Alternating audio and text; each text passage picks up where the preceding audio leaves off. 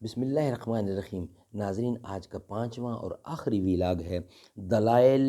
اور معجزات اور فلسفہ قدیم و علم کلام، یعنی دلائل اور معجزات اور فلسفہ قدیم اور علم کلام۔ بسم اللہ الرحمن الرحیم۔ اردو زبان میں سرور عالم صلی اللہ علیہ وسلم کی سیرت پر جامع ترین کتاب سیرت النبی صلی اللہ علیہ وآلہ وسلم، علامہ شبلی نحمانی رحمۃ اللہ علیہ، علامہ سید سلیمان ندوی رحمۃ اللہ علیہ، جلد سوم۔ ناظرین، یہ آج کا 5واں اور آخری ویلاگ آپ کی خدمت میں ہم پیش کر رہے ہیں۔ الحمدللہ رب العالمین والصلاة والسلام علی سید المرسلین وعلی آلہ واصحابہ اجمعین۔ بسم اللہ الرحمن الرحیم۔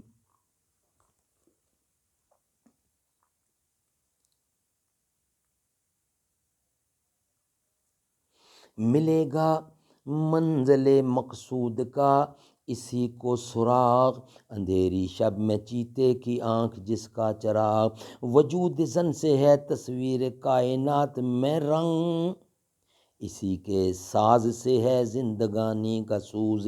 دروں، آنکھ جو کچھ دیکھتی ہے لب پہ آ سکتا نہیں، محو حیرت ہوں کہ دنیا کیا ہے، کیا سے کیا ہو جائے گی، تجھے کتاب سے ممکن نہیں فراغ کہ تو کتاب خواں ہے مگر صاحب کتاب نہیں، ہر شے مسافر ہر چیز راہی، کیا چاند تارے کیا مرغ و ماہی۔ دلائل و معجزات اور فلسفہ قدیم و علم کا کلام۔ اسلام میں عقائد کی سطح جب تک صاف اور ہموار رہی، دلائل اور معجزات کے متعلق عقلی مباحث نہ پیدا ہو سکتے تھے، نہ پیدا ہوئے، لیکن دوسری صدی میں جب یونانی علوم کے تراجم مسلمانوں میں پھیلے تو وہ ہمارے علم کلام کے ضروری اجزاء بن گئے، اور ان کی اس درجہ اہمیت ہو گئی کہ اب ان سے تعرض کیے بغیر گویا موضوع مزید بحث کے لیے تش نہ رہ جاتا ہے۔ اہل یونان کسی شریعت الہی سے مشرف نہ تھے، اس لیے وہ نبوت، خاص نبوت، وحی، الہام اور معجزہ وغیرہ سے واقف نہ تھے۔ یہی وجہ ہے کہ ان کے خاص فلسفہ میں ان مباحث کا وجود نہیں ہے، چنانچہ علامہ ابن رشد نے تحفۃ الصحافہ میں اس کی خاص تصریح کی ہے، اور علامہ ابن تیمیہ نے بھی اپنی تصنیفات میں اس کو جا بجا لکھا ہے۔ مسلمانوں میں سب سے پہلا فلسفی یعقوب کندی ہے، لیکن چند مختصر رسائل کے سوا اس کی عام تصنیفات ناپید ہیں۔ کندی کے بعد فارابی کا زمانہ ہے، اور اسی نے سب سے پہلے ان مسائل کے متعلق اپنے خاص نظریے قائم کیے، چنانچہ اس نے اپنے رسالہ فصوص الحکم میں نبوت اور خاص نبوت کے متعلق بہترتیب حسب ذیل خیالات ظاہر کیے ہیں۔ فقرہ 28۔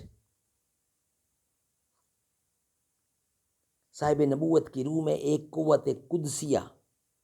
ہوتی ہے جس میں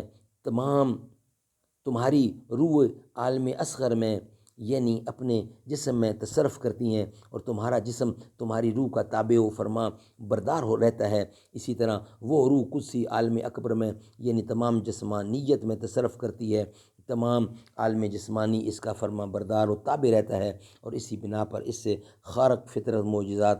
صادر ہوتے ہیں، اور چونکہ اس کا آئینہ باطنی صاف اور زنگ و غبار سے پاک ہوتا ہے، اس لیے لوح محفوظ یعنی اس کتاب میں جو کبھی غلط نہیں ہو سکتی، اور ملائکہ کی ذاتوں میں جو کچھ ہے اس کا عکس اس کے آئینہ پر پڑتا ہے، اور وہ قدرت قدسیہ یا روح قدسیہ اس کو مخلوقات تک پہنچاتی ہے۔